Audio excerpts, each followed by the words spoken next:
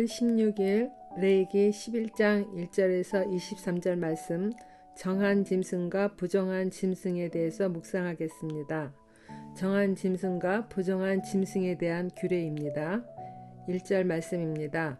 여호와께서 모세와 아론에게 말씀하여 이르시되 이스라엘 자손에게 말하여 이르라.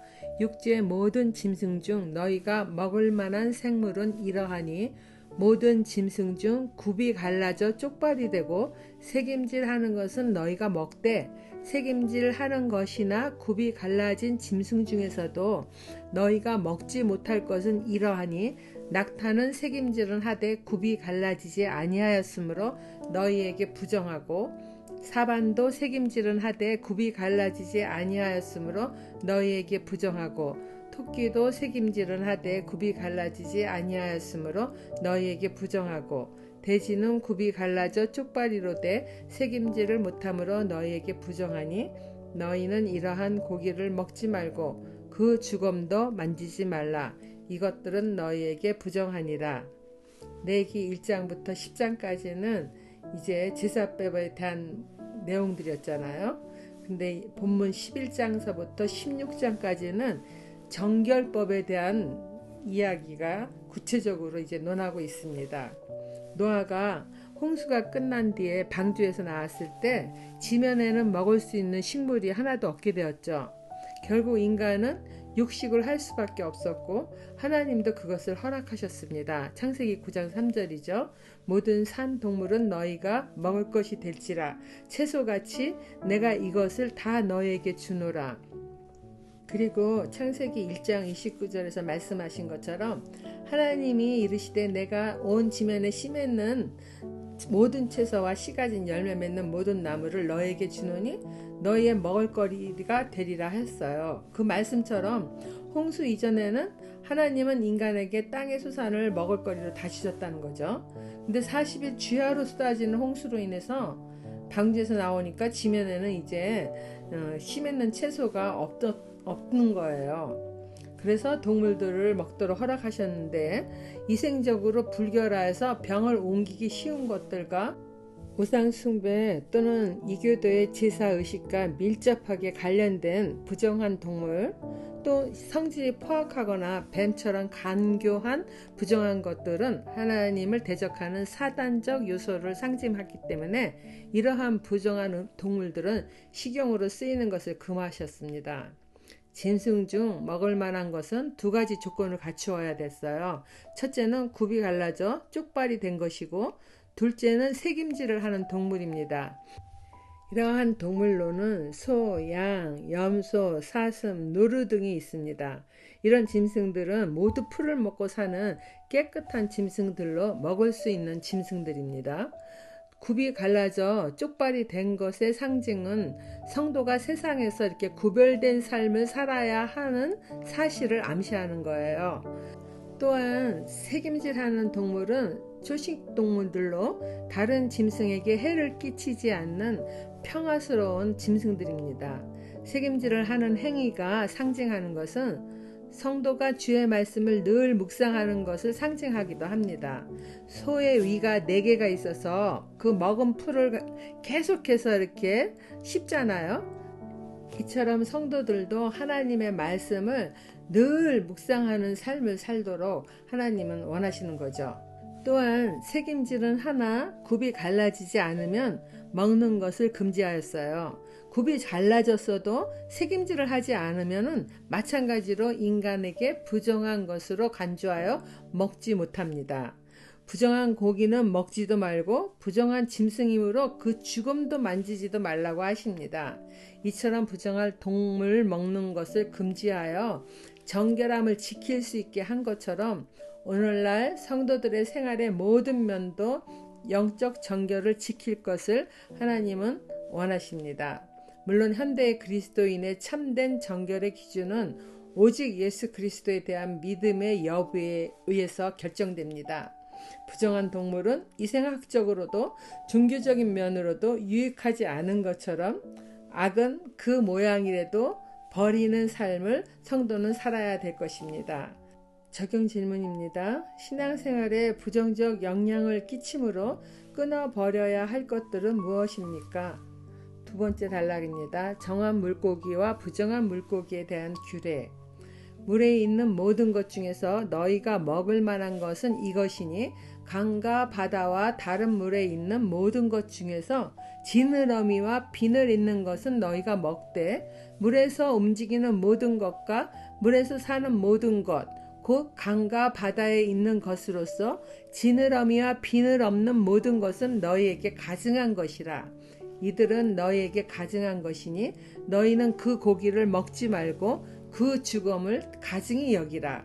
수중 생물에 지느러미와 비늘 없는 것은 너희가 혐오할 것이니라. 강과 바다, 물에 사는 물고기들 중에 지느러미와 비늘이 있는 것은 먹을 수 있는데 둘 중 하나라도 없는 물고기는 부정한 것이므로 먹지 말라 하십니다. 그 죽음도 가증히 여기고 지느러미와 비늘 없는 것은 혐오할 것으로 말씀하셨습니다. 사실 지느러미와 비늘이 없는 물고기들은 대부분 뱀 모양을 띤 그런 물고기들이잖아요. 좀 징그럽고 자연적으로 보기만 해도 혐오감이 생깁니다. 지느러미는 물의 흐름을 이렇게 헤쳐나가는 수단으로 성도는 세상 가운데 살아가면서 새 속에 물들지 않는 삶을 살아야 하는 것을 이렇게 암시하는 거예요. 지느러미와 비늘이 있는 물고기는 일반적으로 수면 가까운 곳에서 살며 깨끗하고 모습도 험상궂지 않은데 지느러미와 비늘이 없는 물고기는 대부분 물 밑으로 기어다니면서 모습도 혐오감을 불러일으키며 공격성이 있습니다. 저도 오래전에 바다에 가서 전복을 따려다가 바위 밑에 숨어있는 장어에게 살짝 물린 경험이 있는데 순간적으로 온몸에 소름이 쫙 끼쳤던 그런 경험이 있습니다. 부정함이 느껴지는 것 같아요. 이러한 부정한 물고기도 이렇게 악의 세력, 사탄의 모습을 연상케 되어 혐오하게 되는 것 같습니다. 적용 질문입니다. 물고기가 조류를 조절하는 지느러미를 가지고 있듯이 세상 풍조에 흔들리지 않고 세상 문화를 거슬러 오직 믿음으로 살아가십니까? 화려한 세상 문화나 볼거리 많은 미디어로 인해 하나님 말씀 앞에 나가는 것을 방해받는 것을 깨달으면 즉시로 끊어내십니까? 마지막 단락입니다. 정한 새와 곤충 그리고 부정한 새와 곤충에 대한 규례입니다. 새 중에 너희가 가증히 여길 것은 이것이라. 이것들이 가증한 즉 먹지 말지니 곧 독수리와 솔개와 물수리와 말똥가리와 말똥가리 종류와 까마귀 종류와 타조와 타우마스와 갈매기와 새매 종류와 올빼미와 가마우지와 부엉이와 흰 올빼미와 사다새와 너새와 항새와 백로 종류와 오디새와 박진이라. 날개가 있고 네 발로 기어다니는 곤충은 너희가 혐오할 것이로되 다만 날개가 있고 네 발로 기어다니는 모든 곤충 중에 그 발에 뛰는 다리가 있어서 땅에서 뛰는 것은 너희가 먹을지니 곧 그 중에 메뚜기 종류와 배짱이 종류와 귀뚜라미 종류와 팥중이 종류는 너희가 먹으려니와 오직 날개가 있고 기어다니는 곤충은 다 너희가 혐오할 것이니라. 하나님은 맹금류 종류인 독수리나 매, 솔개 등은 부정한 시체를 먹거나 잔인하게 약탈하는 근성을 가진 새들로 부정하다고 먹는 것을 금지하셨습니다. 독수리는 부패한 시체는 먹지 않아도 신선한 시체는 먹는다고 합니다. 그리고 날개가 있고 뛰는 다리가 있는 메뚜기나 배짱이, 귀뚜라미는 먹을 수 있는 정한 곤충이나 날개가 있고 네 발로 기어다니는 것들은 부정한 것으로 혐오스럽게 여기라 하십니다. 맹금류의 새들을 빼놓고는 대부분의 새들은 정하다고 하십니다. 피를 먹거나 짐승의 시체를 먹는 잔인한 근성을 가진 새들은 생각만 해도 부정하다고 느껴지지 않습니까? 그리고 날개가 있어도 기어다니는 곤충들은 온갖 병균을 다 묶고 다닐 수 있잖아요. 그뿐 아니라 기어다니는 사탄의 상징인 뱀과 연루되어 하나님은 부정하다고 구별해 주신 것입니다. 이처럼 사탄적인 것들은 혐오하며 멀리하기를 말씀하십니다. 적용 질문입니다.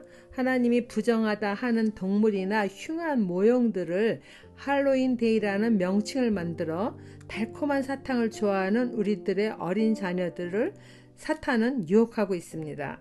그런 흉한 것들이 혐오스럽게 여기지 않고 오히려 자랑스럽게 있고 하나의 문화로 여기도록 오늘날 사탄은 이 세상에 자리매김을 하고 있습니다.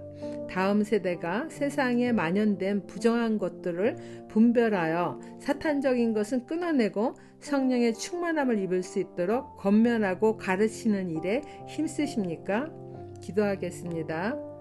내가 거룩하니 너희도 거룩하라 하신 하나님 아버지, 우리 안에는 거룩함이 없음을 고백합니다. 오직 우리를 죄에서 벗어나 정결케 해주신 예수님을 따라 살아갈 때 거룩함을 닮아갈 수 있습니다. 주야로 말씀을 묵상하여 세상의 부정한 것들을 분별하는 지혜로 혐오하고 끊어내는 믿음의 삶을 살아갈 수 있기를 예수님 이름으로 기도드립니다. 아멘.